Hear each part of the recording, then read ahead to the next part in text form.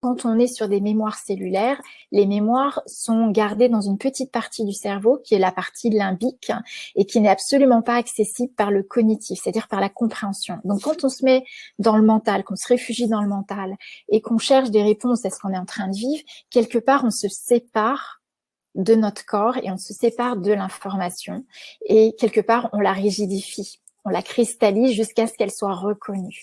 Donc c'est là où effectivement ça devient, je dirais même un handicap, quand ça peut d'ailleurs, quand on isole des parties de notre corps pour pas les ressentir et qu'on se réfugie dans le mental, eh bien en fait on sclérose cette partie-là. On n'a plus le mouvement, on prend des postures qui vont limiter nos mouvements et petit à petit on va atrophier des muscles, des tissus, jusqu'à aller à des pathologies beaucoup plus lourdes en fait.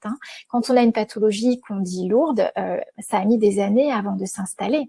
Et c'est ça qui est intéressant de regarder parce qu'en fait quand alors je dirais on va pas passer par la compréhension, mais par un langage énergétique pour pouvoir lever la mémoire émotionnelle d'une situation qui est dans cette partie limbique. Parce que je l'ai pas dit, mais cette partie limbique, elle n'est accessible que par le toucher, le postural ou le langage énergétique du corps, donc par la lecture de l'inconscient. Et c'est comme ça que j'utilise le tarot pour réfléchir les archétypes qui nous constituent et qui sont le langage de notre corps, le langage énergétique.